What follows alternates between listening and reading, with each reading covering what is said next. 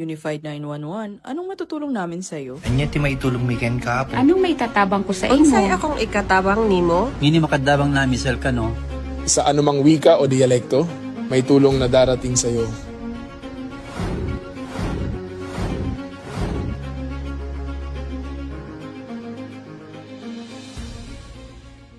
Lilingkod sa bawat Pilipino at magbibigay ng tamang impormasyon para sa tahimik at maayos na Pilipinas. Police News Network, alagad ng batas, tagapagtaguyod ng balitang pulis, sandigan ng mamamayan, patnubay ng katotohanan. La Campo Crame, maghahatid ng pinakahuling kaganapan at nagbabagang balita. Ito ang PNN Police News Network. At ngayon, ang inyong mga tagapagbalita. Magandang araw, bagong Pilipinas. Ako ang inyong alagad ng batas, tagataguyod ng Balitang Pulis. Patrolwoman Melin Loquias. Maghatid sa inyo ng tamang balita, kwento ng pulis at serbisyo para sa mamamayan. At ito ang PNP News Online. Ang pangunahing balita ng Police News Network, alagad ng batas, tagataguyod ng Balitang Pulis.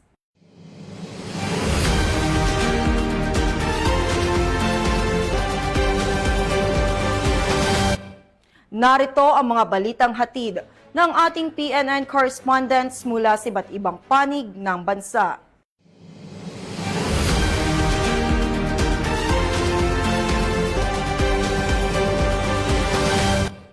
Formal nang binuksan ang bagong tanggapan ng Philippine National Police OLC Foundation Incorporated and CRPO Chapter, kasabay ng pagsasagawa ng outreach program bilang bahagi ng patuloy na advokasya nito para sa serbisyo publiko at komunidad. Ang buong detalye ng report mula kay Patrolman Don Brosas. Nang binuksan ng PNP OLC Foundation Incorporated and CRPO Chapter ang kanilang bagong tanggapan kasabay ng isinagawang outreach program na nakatuon sa pangkabuhayan at pangkalusugan sa Camp Bagong Diwa. Pinangunahan ng aktibidad ni na Mrs. Mary Rose Nartates, advisor ng PNP OLC Foundation Incorporated, kasama si Mrs. Melinda Aberin, advisor ng NCRPO OLC Foundation Incorporated. Dinaluhan din ito ng iba't ibang opisyal ng National Capital Region Police Office, district directors, police officers at kanilang mga pamilya. Sa programa, binigyan diin ang kahalagahan ng women empowerment at pagkakaisa sa pamamagitan ng mga gawaing makatao at pangkomunidad. Nakiisa rin ang mga opisyal mula sa iba't ibang unit kabilang ang Quezon City Police District, Manila Police District, Northern Police District, Southern Police District at Eastern Police District. Ayon sa mga organizer, magsisilbing sentro ang bagong tanggapan para sa mga programang pangkapakanan ng pamilya ng mga pulis at ng komunidad.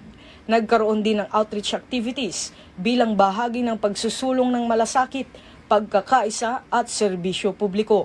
Patuloy namang isinusulong ng PNP ang adhikaing bagong PNP para sa bagong Pilipinas, serbisyong mabilis, tapat at nararamdaman. Mula rito sa PNP National Headquarters, ako ang inyong PNN correspondent, Patrolman Don Brosas, alagad ng batas, tagataguyod ng Balitang Pulis. Matagumpay na naaresto ng mga operatiba ng Manila Police District Women and Children Protection Section ang isang DILG-listed most wanted person sa isinagawang manhunt operation sa Maynila. Ibabalita yon ni Patrolwoman Princess Zaira Reyes. Isang DILG most wanted person sa isinagawang operasyon ng Manila Police District Women and Children Concerned Section sa lungsod ng Maynila. Kinilala ang akusado sa alias ng Tomtom, 27 taong gulang at residente ng Manawag, Pangasinan. Ayon sa otoridad, isinagawang operasyon pasado alas 8 ng gabi noong Mayo 13, 2026 sa kahabaan ng Mel Lopez Boulevard sa Tondo, Maynila. Kaso na yan, galing sa Manawag yung warrant niya. Pero nakalist yan sa most wanted person ng DILG list, national level. Yung akusado na gabi na noon, mga 7:20 p.m. Tinawag niya yung bata. Pagkatapos niyang tawagin, hinila niya at saka niya ginahasa. Pagkatapos niyang gasahin, pinagpupukpok niya, pinagsusuntok niya, at saka niya iniwan yung bata. Nadakip ang akusado sa bisa ng warrant of arrest para sa kasong rape, na inisyo ng 1st Judicial Region Branch 16 noong September 15, 2022 at walang inirerekomendang piyansa. Ang arrested natin ay nakakulong ngayon dito sa jail facility ng Manila Police District at may kaso siyang rape sa Manawag. Nung nagpunta kami doon nung nakaraang linggo, maayos naman yung bata, ganun pa rin, pangiti-ngiti kapag kinakausap mo. Hindi natutulog ang hustisya. Hindi mo pwedeng gawin yan sa mga bata, sa mga kababaihan, lalong-lalo na dito sa Maynila. Hindi mo pwedeng gawin yan dito sa Maynila at hindi ka rin pwedeng magtago dito kasi mahahanap at mahahanap ka ng Pulis Maynila. Noong February 19, 2025, nag-umpisa kaming mag-background sa suspect. Nagpunta kami ng Manawag, Pangasinan para ma-background siya. And then nahinto siya, then nag-resume kami ngayong April 2026. So nagkaroon kami ng operational research and then nalaman namin, nakakuha kami ng information na yung suspect natin ay nagtatago ng Manila. Kaya nag-validate kami dito sa Manila at nakakuha kami ng confidential informant na nakikita daw yung suspect natin dito sa may Arten at nag-iinom siya. So binalidate namin yun, tapos nakita namin na yung picture na nakuha namin sa Manawag sa pamilya ay magkatulad. Sinend namin yung picture niya doon sa biktima at na-identify naman ng biktima na siya talaga yung nanggahasa sa kanya. Kaya in-effect namin sinerve namin yung warrant of arrest niya. Naging matagumpay ang operasyon sa tulong at koordinasyon ng MPD sa mga tauhan ng Manawag Police Station at Pangasinan Police Provincial Office. Kung may mga biktima pa itong accused natin, huwag po kayong matakot. Magpunta po kayo sa himpilan ng pulisya, magpunta po kayo dito sa Manila Police District. Sa ngayon po ay nakapiit po yung ating akusado dito sa Manila Police District. Ang Manila Police District po sa pamumuno po ni Police Brigadier General Arnold Santiago ay lagi pong bukas ang himpilan ng Women's and Children Concern Section. Ano man ang inyong nararanasang pang-aabuso, lalo na sa ating mga kababaihan at sa mga bata, ay handa pong tumulong ang aming himpilan. Bagong PNP para sa bagong Pilipinas. Serbisyong mabilis, tapat at nararamdaman. Mula dito sa himpilang pampulisya ng Maynila, kami ay nakahandang magbigay ng ibayong serbisyo para sa Manilenyo. Ako ang inyong Police News Network Correspondent, Patrolwoman Princess Zara L. Reyes. Alagad ng batas, taga-taguyod ng balitang pulis. Isang community-based na palaisdaan ang matagumpay na naipatupad sa tulong ng Regional Police Service Battalion Maysuram ng Philippine National Police bilang bahagi ng kanilang patuloy na programa sa community engagement at livelihood support. Yan ang ibabalita ni Police Master Sergeant Shelly Marie Meliendez. Handa na ang communal fish pond matapos maisakatuparan sa pangunguna ng revitalized police sa Barangay 10 sa Sitio Lusong, Barangay Maysuram, Karamuran, Catanduanes ang pagsasagawa nito sa loob ng 10 araw. Ang proyekto ay bunga ng pagsisikap ng RPSB Maysuram na ilapit ang mga serbisyo ng gobyerno sa mga liblib na komunidad. Naging katuwang dito ang Department of Agriculture, Department of Social Welfare and Development at mga lokal na magsasaka sa lugar kung saan pangunahing benepisyaryo ang mga miyembro ng Maysuram Lusong Farmers Association o Maylufa. Inaasahang magsasagawa ng inspeksyon ang mga kinatuan mula sa Department of Agriculture ngayong Mayo para sa nakatakdang pagpapakawala ng nasa 1,000 mga binhi ng tilapia o fingerlings. Abot-abot naman ang pasasalamat ni Ginoong Danilo Bermejo, presidente ng Maylufa, dahil bukod sa formal na pagre-reorganisa at pagpapalakas ng RPSB team sa kanilang grupo, ay magkakaroon din sila ng pangmatagalang mapagkukunan ng kabuhayan sa pamamagitan ng fish pond. Una na silang naging benepisyaryo ng programang Cash for Work kung saan sila rin ang mga kinuha at nagtrabaho para sa nasabing fish pond.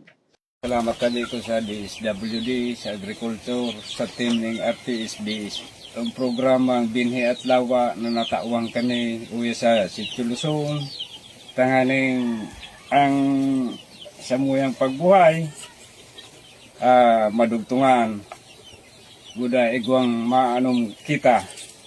Ang inisyatibo ay bahagi ng Project Lawa at binhi ng mga katuwang na ahensya.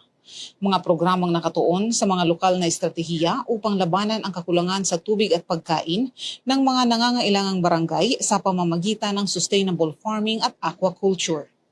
Nagpasalamat din ang RPSB team ng Maysuram dahil sa positibong pagtanggap ng mga katuwang na ahensya at sa mismong suporta ng barangay. Mula dito sa Catanduanes PPO, ako po si Police Master Sergeant Shally Meliendez nag-uulat para sa Police News Network. Bagong PNP para sa bagong Pilipinas, serbisyong mabilis, tapat at nararamdaman. Isang bagong tahanan ang matagumpay na naipatayo at naibigay sa isang benepisyaryo sa Lanao del Norte sa pamamagitan ng inisyatiba at tulong ng mga kapulisan bilang bahagi ng kanilang community outreach at humanitarian assistance program. Ang balitang yan ay mula kay Patrolwoman Jane Rose Bohol. Natunayan ang mga tauhan ng 1st Provincial Mobile Force Company ng Lanao del Norte Police Provincial Office sa isang makabuluhang humanitarian assistance activity na isinagawa noong Mayo 17, 2026 sa Barangay Kulasihan, Maigo, Lanao del Norte. Pinangunahan ni Police Lieutenant Colonel Lino N. Akiangan Jr., Force Commander ng 1st PMFC, kasama ang kanyang mga tauhan, ang pagpapatayo at pagsasaayos ng tahanan ng mag-asawang Oblimar. Si Arturo Oblimar, o mas kilala bilang Tatay Boy, ay napiling tulungan ng kapulisan matapos nilang masaksihan ang hirap at kalunos-lunos na kalagayan ng mag-asawa. Sa bawat pagpapatrolya ng mga pulis sa lugar, hindi nila maiwasang mapansin ang kanilang sitwasyon dahilan upang mabuo ang hangaring mabigyan sila ng mas maayos at ligtas na tahanan. Ayon kay Police Lieutenant Colonel Akiangan, naging posible ang proyekto dahil sa sama-samang pagtutulungan, malasakit at suporta ng iba't ibang individual na nagkaisa upang makapagbigay ng bagong pag-asa sa pamilya ni Tatay Boy. Higit pa sa isang simpleng bahay, ang proyektong ito ay nagsisilbing simbolo ng malasakit, pagkakaisa at tunay na serbisyong publiko.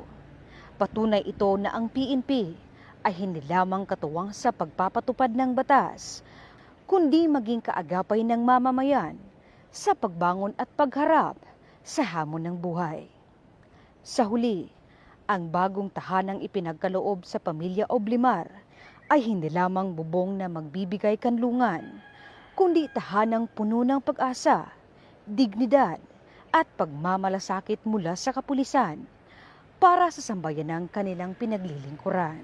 Mula dito sa inyong higalang pulis, Regional Office 10 Public Information Office, ako ang inyong PNN correspondent, Patrolwoman Jane Rose Bohol, alagad ng batas, tagataguyod ng balitang pulis.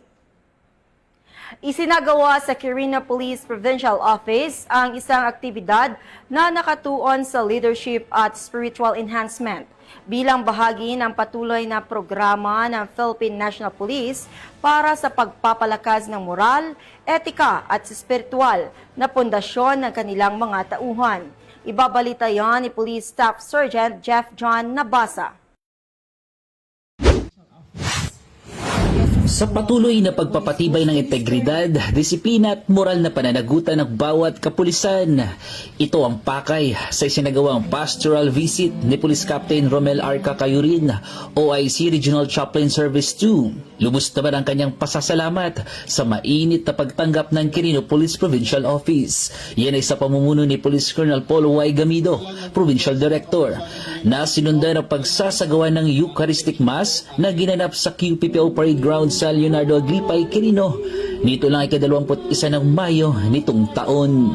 Sa kanyang mensahe, binigyang diin ni Police Captain Cacayurin ang kahalagahan ng leadership at spiritual mentoring kaugnay sa kamakailang cascading of mentoring 3.0 ng DPCR. Patunay sa mahalagang papel sa paggabay sa mga pulis tungo sa ethical na pamumuno, profesionalismo at tapat na paglilingkod sa mamamayan. Ito pong aming pagbisita sa inyo pong probinsya, pagpunta namin sa mga police station, mapaalaala po na tayo kahit papano, bakit marami po tayong mga tasking sa buhay, maganda po yung minsan nagpapaalaala ka sa kapwa mo pulis. Samantala, sa mensahe ni Police Colonel Gamido, tiniyak niya na bawat personal ng QPPO ay patuloy sa pagpapanatili ng integridad at disiplina sa pamamagitan ng paglilingkod ng may katapatan, pananagutan at dedikasyon alinsunod sa PNP Focus Agenda ng PNP.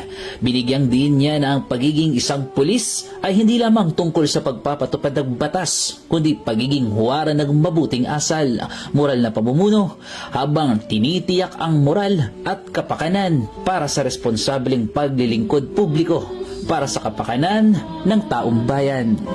Mula rito sa lalawigan ng Quirino, nagbabalita ang inyong PNN correspondent, Police Staff Sergeant Jeff Janabasa, alagad ng batas, tagataguyod ng Balitang Pulis.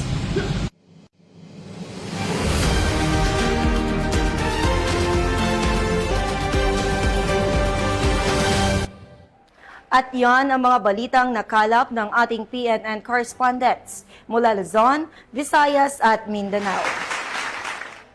Para sa mas malawak at mabilis na ulat ng mga balita, i-like, follow and share kami sa aming Facebook account ng Police News Network at sa Twitter account para sa mga real-time updates at YouTube channel para sa mga live stream at replays. Manatiling mapagmatyag at laging alam ang totoo.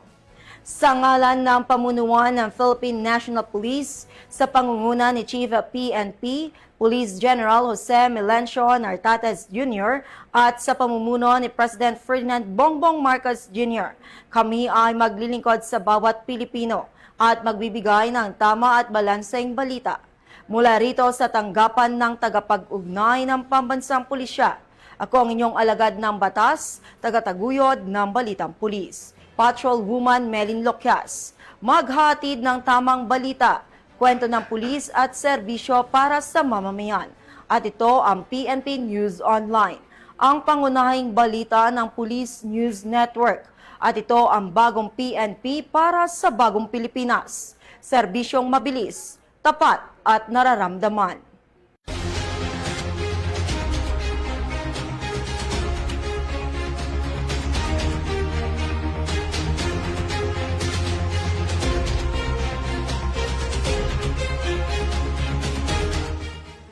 Police News Network, alagad ng batas, tagapagtaguyod ng Balitang Pulis.